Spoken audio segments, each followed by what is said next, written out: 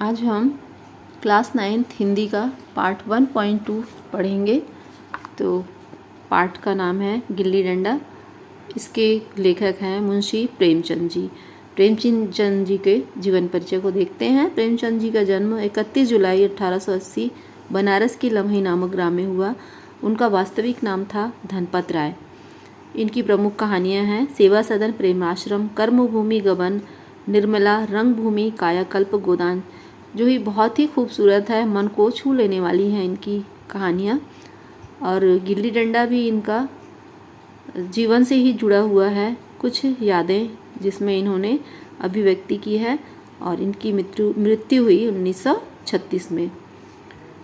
इन्होंने गिल्ली डंडा जो पाठ लिखा है तो सब खेलों का राजा कहा है, और भी इसलिए कहा है कि इस खेल में ना तो बहुत पैसे की ज़रूरत होती है, ना तो बहुत सारी जगह की ज़रूरत होती है, और ना बहुत सारे खिलाड़ियों की, और जो आसानी से किसी पेड़ की टहनी काटो और गिल्ली डंडा तैयार। तो बच्चों, गिल्ली आप लोगों ने देखा होगा कि नहीं, तो मैं बता दूं, गिल्ली एक लकड़ी का छोटा सा पीस होता है जिसके दोनों तरफ को नुकीला बना दिया जाता है, और एक स्टिक की सहायता से उसके एक छोर पे चोट करते हैं और उसे दूर उड़ाते हैं। तो ये होता है गिल्ली डंडा का खेल। विलायती खेल कहा है क्रिकेट को। जैसा कि 1936 में 1880 में पैदा हुए, तो उस समय अंग्रेज़ों का राज था, तो अंग्रेज क्रिकेट खेलना बहुत पसंद करते थे, तो इसी को कहा है विलायती खेल। तो इसमें बहुत सारी सेफ्टी की भी ज़रूरत होती है और पैसे की भी बहुत ज़रूरत होती है, साथ ही 11 खिलाड़ियों की ज़रूरत होती है। इसलिए क्या कहा है कि हर एक लड़के से 3-4 रुपये सालाना केवल खेलने के लिए फ़ीस ली जाती है। तो इससे अच्छा तो हमारा गिल्ली डंडा है, इसीलिए इन्होंने क्या कहा है, गिल्ली डंडा को सभी खेलों का राजा। और दूसरी बात ये होती है कि कहा है कि हमारे कई दोस्त हैं जो थापी को बैसाखी में बदल बैठे हैं। वो इसलिए कहा है, थापी बैट होता है जो, तो कपड़ा पीट पीट के धोया जाता है जिसे थापी कहते हैं, वो कैसा होता है, बैट के जैसा। इसीलिए कहा है कि थापी को बैसाखी जैसा कर बैठे हैं। और अगर सेफ्टी से ना खेला जाए तो सिर फूटने, आँख फूटने या टांग टूटने का भय रहता है। तो इसलिए उनकी मीठी स्मृतियाँ जो है वो गिल्ली डंडा से शुरू होती है। अब अपनी यादों के आगे बयान करते हैं इस पाठ के ज़रिए।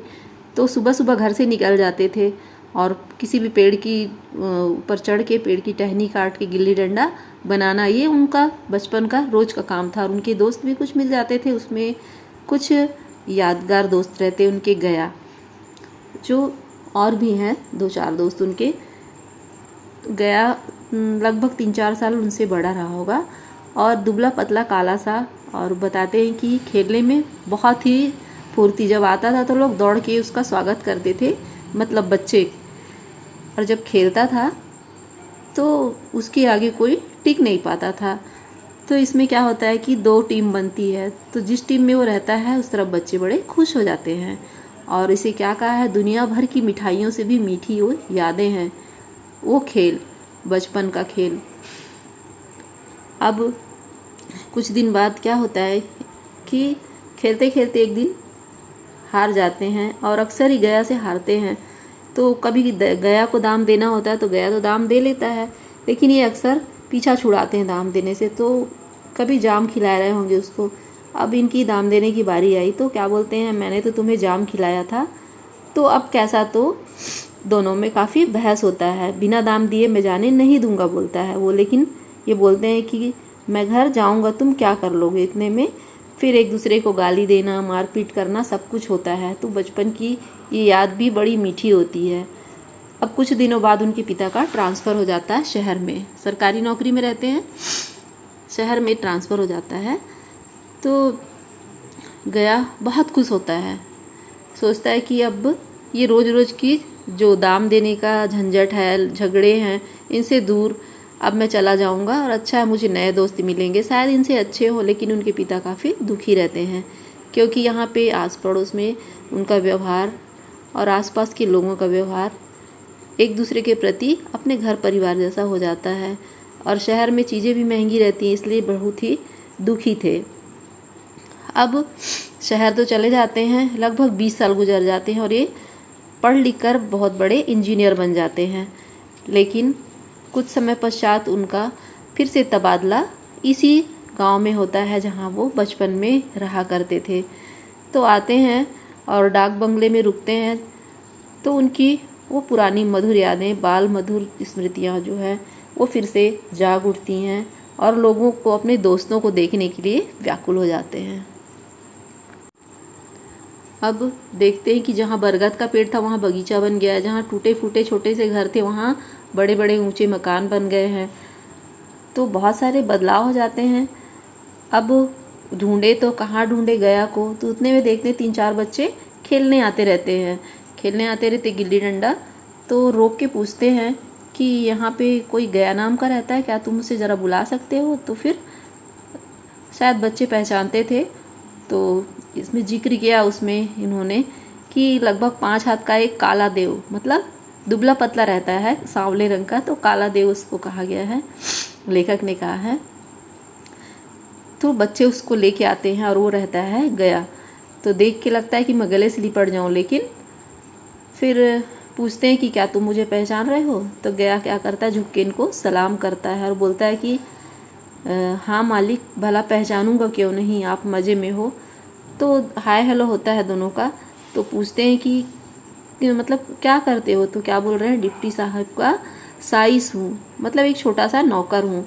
अब इनके बचपन के दोस्त सब याद आते हैं। तो मतई, मोहन, दुर्गा ये सब कहाँ हैं, कुछ खबर है। तो क्या बोलता है गया कि मतई तो मर गया, दुर्गा और मोहन दोनों डाकिया मीन्स पोस्टमैन हो गए हैं।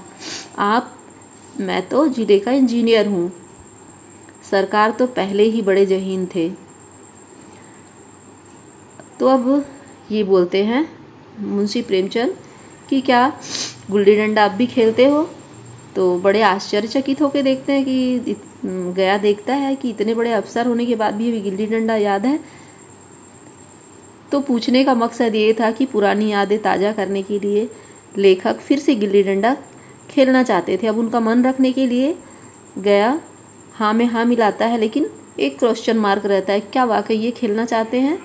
अब दोनों निकल पड़ते हैं काफ़ी दूर बातें करते हुए, और जहाँ ये रुके रहते हैं डाक बंगले के थोड़ी ही दूरी पे एक तालाब रहता है जहाँ बचपन में कभी कमल तोड़ा करते थे। वहाँ पे एक पेड़ रहता है। बात करते करते शाम हो जाती है और फिर गिल्ली डंडा तैयार किया जाता है। फटाफट टहनी से तोड़ के लाते हैं, पेड़ की टहनी, और अब खेल शुरू होता है। लेकिन गया को बहुत हिचक होती है कि देखने वाले क्या सोचेंगे कि इन लोग खेल रहे हैं और ऊपर से इतने बड़े अधिकारी के साथ मैं कैसे खेल सकता हूँ।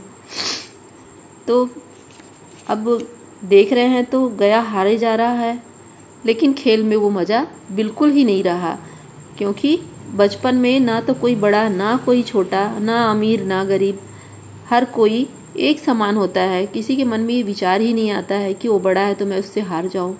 लेकिन अब खेल में वो मज़ा रहा ही नहीं, क्योंकि वो हारे ही जा रहा था। तो इसे ही कवि ने कहा है,